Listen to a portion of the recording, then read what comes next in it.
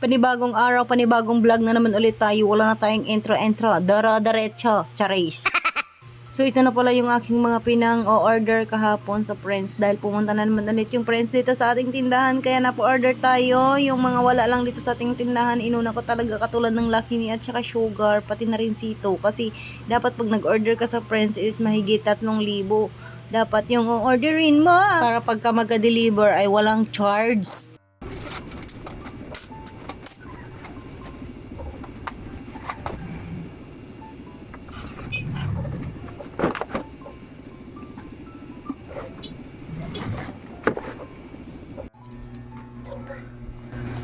Ating in-order kahapon, tapos dumating agad. At dahil mabinta dito sa atin yung Sugar, kaya nagpabili na tayo ng Sugar. O diba maganda yung pagka-sold niya, guys. Ayan, hindi papasokin ng langgam, kaya maganda yung ganitong pre-packing.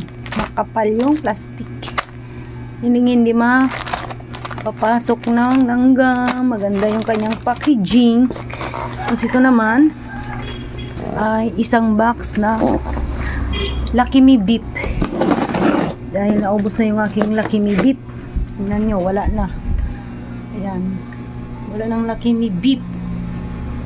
Magulo yung aking tindahan. Napakagulo dahil meron tayong batang makulit, kaya magulo, diba? Tapos itong isang box ng Lucky Me. Ayan. Mas mabenta yung Lucky Me sa akin, kaya isang box na yung aking binili. Tapos Sito rin. Ito yung Sito. Yan, 3 Sito yung aking binili. Tapos dyan natin nilagay yung ating mga beer. Dahil mabenta kahapon Linggo. Ayan, nagkalat pa ang aking tindahan. Mag-stock tayong mga soft drinks dyan. Ayan. So, ayan, nagbo-moist yung ating chiller. Meron tayong buttercup, tag 70 yung isa. Ayan, marami tayong alak, beer, Red Horse, ayan, soft drinks, Turador. Marami, stock. At saka yung ating gin. Kaso lang naubos yung aking Misty at saka yung aking mga tang. Nakalimutan kong mag-order ng Misty. Ayan. Ating mga kape, kumpleto pa naman. Ayan. Ayan, kumpleto pa naman siya. Gatas. Yung mga chicherya lang wala sa ating tindahan. Oh. Mahawa na yung aking chicherya dahil kahapon Linggo wala tayo. Maraming nabili. Wala tayong grocery ng mga chicherya kasi ay tawag doon, yung inuna ko yung mga alak, mga beer, mga Tirador, gin, ganyan, kasi mas malaki yung ating tubo doon, tapos mas mabenta kaysa chicherya. Wala na, baka mamaya tayo mamili ng mga chicherya. Ayan dyan, o diba, so yun lang. Ayan, mag-display muna tayo ng mga Sugar.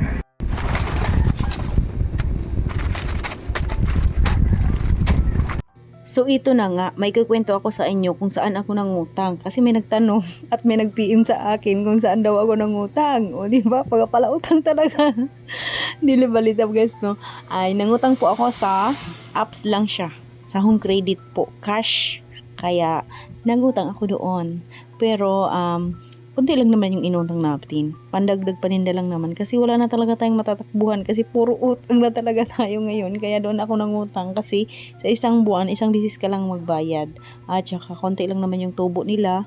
Tapos nangungulit na yan sa akin si Home Credit. Kaya napagdesisyonan ko talaga na doon na lang kay Home Credit mangutang. Kasi yun, hindi naman siya mabigat, no. Dahil sa isang buwan, isang beses lang naman siyang mangutang.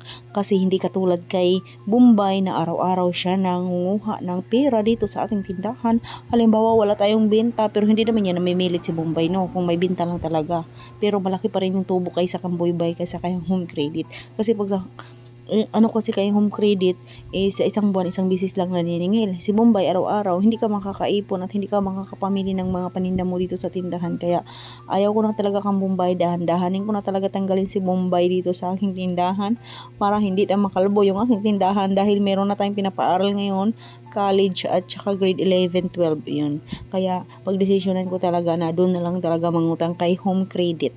Kaya kung gusto niyo mangutang sa home credit guys, mag-download lang kayo ng home credit. Mayroon naman doon kung magkano yung ano nyo doon, yung limit ba kaya o utangin nyo. So, pagkatapos mo mag-apply guys at maaprobahan agad ng home credit, yung loan application mo ay pwede mo agad makuha yung pera. Ganun lang.